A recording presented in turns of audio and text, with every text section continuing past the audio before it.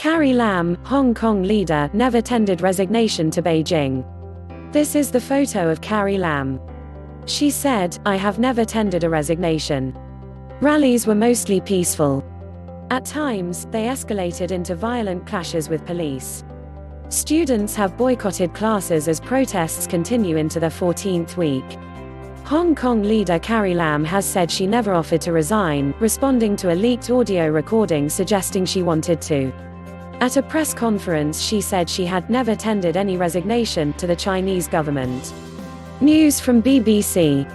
All clips may not represent the story.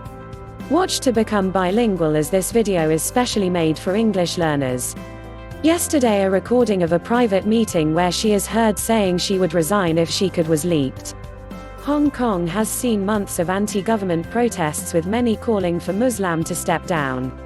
The protests were sparked by changes to a law that would allow extradition to mainland China, but have since widened to include calls for an independent inquiry into police brutality and greater democracy. The chief executive did not dispute the authenticity of the audio, which was published by news agency Reuters on Monday. What's on the leaked audio? On the recording, she is heard blaming herself for igniting the territory's political crisis, saying it was unforgivable of her to have caused such huge havoc. "If I have a choice, the first thing is to quit. Having made a deep apology, is to step down," the voice on the tape says. She said she had little power to handle the city's current crisis, explaining she had to serve both Beijing and Hong Kong. The political room for the chief executive, who, unfortunately, has to serve two masters by constitution, that is the Central People's Government and the people of Hong Kong, that political room for maneuvering is very, very, very limited, she says on the tape. She also says on the recording that China does not have a deadline by which it wants to solve the crisis in Hong Kong, and Chinese authorities would not send troops into Hong Kong to end the protests. What was her response on Tuesday? At a weekly press conference, Ms Lam said it was totally unacceptable that her remarks made in private had been recorded and passed to the media. "I have never tendered a resignation to the Central People's Government," the chief executive told reporters. "I have not even contemplated to discuss a resignation with the Central People's Government. The choice of not resigning is my own choice," she said, insisting she wanted to help Hong Kong in a very difficult situation and to serve the people of Hong Kong.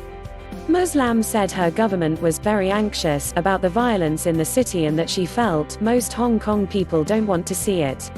"So our common goal is to stop this violence, so that society can soon return to peace," she said, promising to work towards more dialogue with protesters. What's the latest on the protests? Hong Kong is now in its 14th successive week of demonstrations. On Tuesday, thousands of secondary school and university students are expected to boycott classes for a second day. The boycott is in part organized by political party Demosisto.